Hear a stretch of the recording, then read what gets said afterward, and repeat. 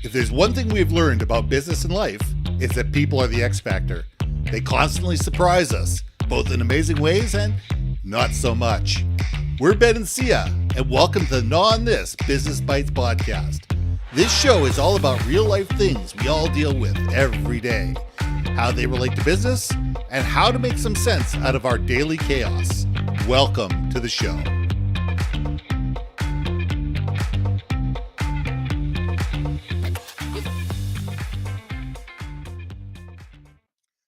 And welcome to another episode of Gnaw on This Business Bites. I'm Ben, and this is Syya. Hey, this week we want to talk about personality tests. Are they good? Are they bad? Are they ugly? Are they relevant? When it comes down to communication and teamwork, are they effective? There is, DISC. There is, oh God, I can't even think the number. I think I've taken about 10 or 15 of these different tests out there. Everybody knows what they are. Some of them are really short. Here's 10 questions. Answer these 10 questions, and we're going to give you an entire, profile of your life. And some of them take half an hour to 45 minutes to go through all the questions. And, and you get this 15, 20-page report with graphs and everything. And they're kind of cool. But the question is, it's not about how you perceive yourself. It's how teams perceive each other, because it's great for you to understand your own personality. Hopefully you do before taking a personality test. Hopefully, you're not reliant on a series of questions to figure out who you are as an individual. I mean, it comes down to what color is my parachute. But hopefully the tests that you take are done in the aggregate of saying, they're going, okay, how does this team interact? Do we have too many people with this personality, not enough people with this personality, too many people with this set of skills, not enough people with this set of skills? We have two alpha, people that are going to constantly be in contact. We're bringing a new person into the team. We don't want this person to be a mirror image of the team, but are they going to, be a great augmentation of the team? And there's value in that in terms of a basic understanding. If you just say that you are a TLDR for I can't remember what the four letters are, and just say, oh, this person is exactly like this because they have these particular letters behind their name, or they have this score that they took on the exam, you're missing 90% of who this person is, because we are not the aggregate of a score. All this is a litmus test and a direction to look and to sit there and say, okay, I need to find out more about this. To personally understand the person, I need to look and be aware of this. And to sit there and say, is that true? Or is that just the way they answered the questions on that particular day? So, Syya, let's gnaw on this. Let's talk about personality tests and sit there and say, in my mind, your mind, are they good? Are they bad? Are they effective? Or are they just downright ugly? So, what's the irony of, like you mentioned it, the irony of these tests that we take, it's not about you. It's Yes. not about you.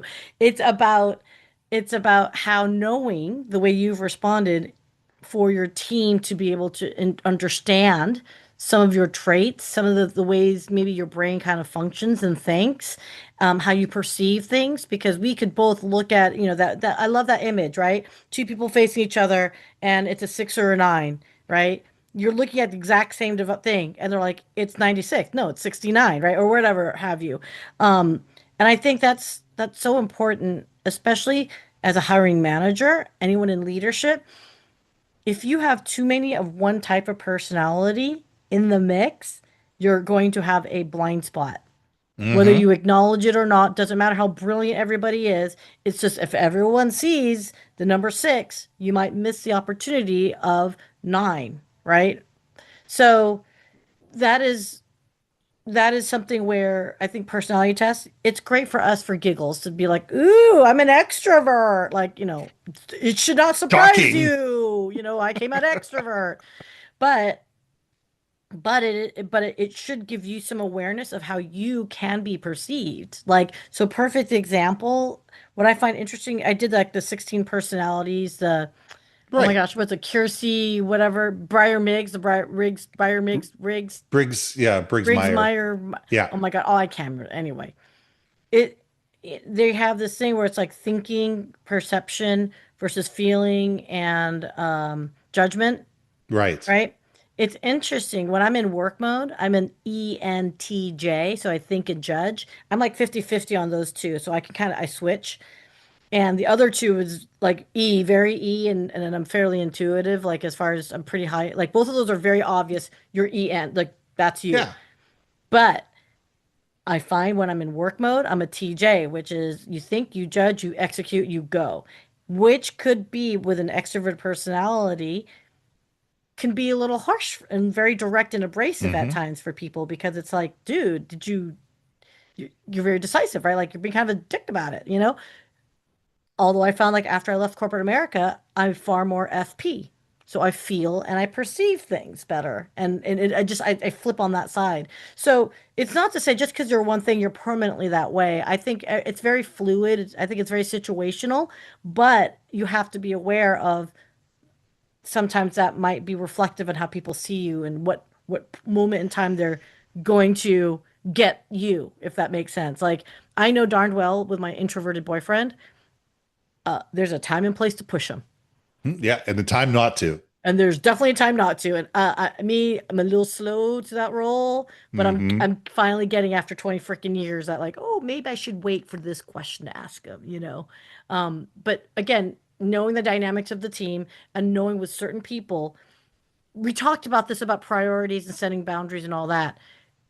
If you give 20 tasks to an introverted individual who doesn't like to confront necessarily, and that's their personality type, where they're just kind of like, you know, what's that called? Conflict averse, right? Yes. Now, Yes. by the way, you can be an extroverted person and still be conflict averse, right? Hmm. But knowing that, you can say, hey, here's these 20 tasks that needs to be done. Heads up, I think these three are the top three. Do you agree? Cool. Okay, let's work towards that. Like if you knew that, then that means you're still giving them 20 tasks, but you're not dumping all 20 tasks and letting them decide what the priorities are, which causes anxiety, which causes conflict, which causes Right. et cetera, right? That's where I think these personality tests really do help. I mean, I remember once we were inside sales group and it was a color test. And it was very similar, but basically it was like, are you a red, blue, white, yellow personality type? If you remember that, Hmm. I don't even remember. I don't remember I the don't know name of whose it. test that is, but I remember seeing it. Yeah, and it was funny because some you be walking like we literally had our because it's inside sales. So as for giggles, we push the colors like on the wall, like you know you put the color up. So you'd be walking up, we're like, hey yellow, like do do do do, hey blue, and someone's like, I'm purple. Well, put a purple. Like it was just really kind of stupid and silly, but it was a acknowledgement. It almost slows you down to say, oh wait, like, and I thought that was brilliant to be honest because it really half of it took it sarcastically, but yet it was effective. And so that's why I'm like a big fan of these tests. Yeah, I think that there's always something to learn at the test. My problem with the test is they tend to ask the question yes or no.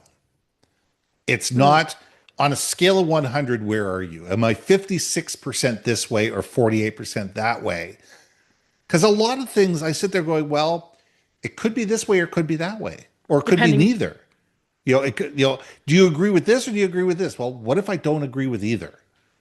What if I don't agree with the premise of either one of these things? What do I do? And a lot of things, like excuse the reference, but I'm a 50 Shades of Gray type of guy. There's a lot of gray between black and white. for And sure. I'm a big believer of that human beings have a lot of nuance to them. They have a lot of, contradictions to them. My own personality is contradictory at times. People sit there going, but you think this. I go, yeah, but I also think this. Well, how can you hold those two things simultaneously? I can. I have no problem agreeing that this is right and this is also right, and they could be contradictory, but it all depends on the situation. And I Exactly. think that we need to understand that there is no de facto.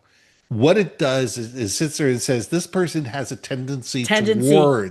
has a tendency towards being a yellow, tendency to being a red, tendency to being a purple. Okay, that's a flag and says, all right, maybe you don't become overly controversial and in the face of this type of person because they have that yellow personality. Okay, something for me to be cognizant of. But is that who that person isn't a yellow de facto because of everything? It's just that's a trait that I need to be aware of or something that I need to be cognizant of when we're having conversations. So I think that there is, if you use it as guidelines, if you use it as an overarching brush that says this is not who this person is as an individual, these are some traits that the person has that I need to be aware of when I'm leading this person or when I'm part of a group or when I'm, in a group project, whatever, to be able to make things a little bit more kumbaya and a little bit more symbiotic. 100%. Look, we're not saying we're stereotyping people, right? No. But it's just a tendency to be, look, like, there's just no two ways about it. We do have tendencies that is consistent in how we respond to things. So Yes. again, like there are people who are just like you walk into the room and you know you can walk up high five and do the bump with them. You know what I mean? And then there's Hmm. individuals that you just like bow 6 feet away, like, hey, what's up? And there's nothing diminishing the connection. You're just like I can't tell you how hard of a lesson that is, though, right? When you're approaching people with how you pursue things, it's such a huge missed opportunity to really connect with someone. Oh yeah. And and guys, whoever, guys that are in the chat, like seriously, like I'm just curious because it's a super basic thing is like say yes or no and say I don't like to be hugged or I do like to be hugged. I'm just Hmm. curious because there's folks out there that like it, it's okay. Here's you were talking about you can't like pigeonhole. Here's the perfect example, and it's a funny nuance about me. Ready? If I see you at a happy hour or whatever, and I haven't seen you for a long time, I'm all about the hugs. Right. It's almost like my way of saying let's reconnect, right? Like, oh my Hmm. God, I haven't seen you, hugs, right? If I see you often, don't want to hug you. Like Right. I don't want to touch you. I don't want you touching me either. Like that's so stupid for us to hug each other. I see you every fracking day. And And so some that's people where don't want to be hugged. And and that's what I'm saying. It's like, but that's the contradiction of things, right? Because people outwardly might think like, oh, Sia wants hugs all day long. No, yeah, Sia only hugs people she hasn't seen all day long. You know yeah, what I mean? And of course, assuming they want to receive the hug.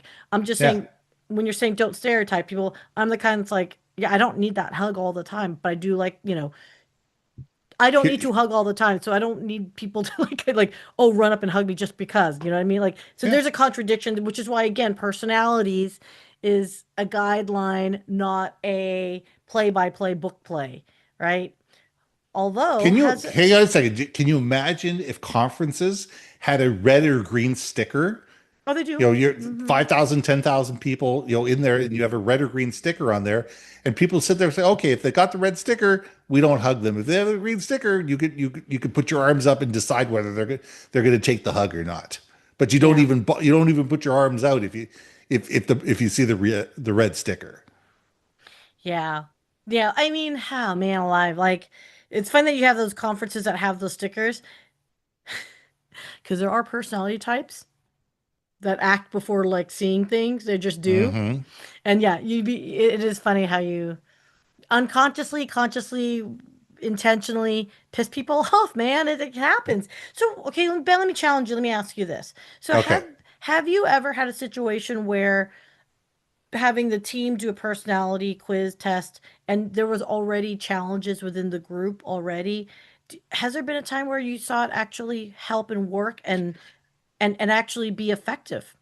Yeah, what it became, and and I'm trying to remember what it was, if it was disc or something like that. We ran the entire team through a disc. Let's call it a disc, and we had a facilitator come in and explain what things were, and people and said, okay, let's talk not only about the actual thing itself, but what does this mean in terms of our human interaction? And it says, yeah. And people said, yeah. And I get frustrated when this happens, giving us example. And it led to a level of conversation and openness to talk through the framework of DISC about challenges people were having about to say, listen, you know, it frustrates me. And it wasn't about pointing fingers at people. It says it frustrates me. The conversation had to be about it frustrates me, not you frustrate me or it frustrates me when you. It frustrates me when people come up to me and have problems that they need me to fix at the last moment.